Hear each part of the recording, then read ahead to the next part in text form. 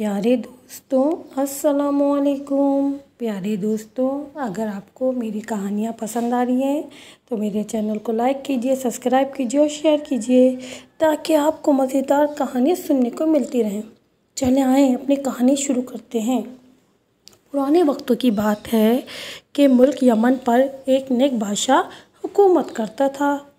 वो अपनी रियासत के साथ बहुत नेक सलूक करता था। इसकी 4 बेटियां थीं, जिनमें से एक शहज़ादी बहुत हसीन थी, जिसकी खूबसूरती पर बाकी शहज़ादियाँ उससे नफ़रत करती थीं। इस शहज़ादी का नाम शहज़ादी सुहाना था। एक दफ़ा इनका बाप किसी काम की वजह से बैरून मुल्क गया। इसने अपनी सारी बेटियों से इनकी ख्वाहिशात पूछी। इन 3 बहनों ने कीमती ज़ेवरात लाने को कहा, जबकि बादशाह ने जब चौथी बेटी से पूछा कि अगर तुम्हें किसी चीज़ की ज़रूरत हो तो मुझे बता दो। शहज़ादी सुहाना ने कहा, बाबा जान, मुझे कुछ नहीं चाहिए, बस मेरे लिए गुलाब का फूल लेते आइएगा। इनका बाप कोई न कोई चीज़ भूल जाया करता था, इसलिए सिर्फ शहज़ादी सुहाना का इसको फूल याद रहा, बाकी वो चीज़ें भूल गया। दोस्तों, जब वो घर आया तो शहज़ादियाँ दरवाज़े पर खड़ी अपने बाप का इंतज़ार कर रही थी। जब इनका बाप आया तो सिर्फ एक फूल के अलावा उसके पास कोई चीज़ ना थी। शहज़ादियों ने अपने बाप को बहुत बुरा भला कहा, बाप की नाफरमानी की। शहज़ादी सुहाना कमरे में जाकर रोने लगी।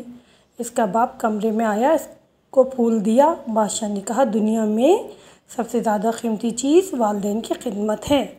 चुनांचे जब बादशाह दूसरी मर्तबा बैरून मुल्क गया तो उसने सबसे पूछा कि क्या चीज़ें लेकर आए, मगर शहज़ादी सुहाना इस पर खामोश रही। इसने सोचा कि इस बार कोई ऐसी बात ना हो कि जिससे मेरे बाबा का दिल दुखे।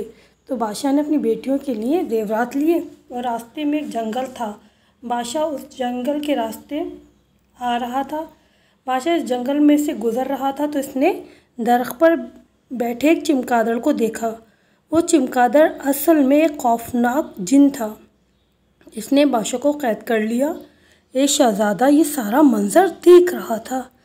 इसने अपनी तेज़ धार तलवार निकाली और चमगादड़ की गर्दन पर दे मारी।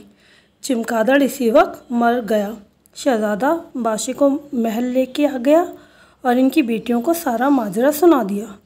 शहज़ादी अपने बाप के पास आई और अपने बाप से नाफरमानी की माफ़ी मांगी।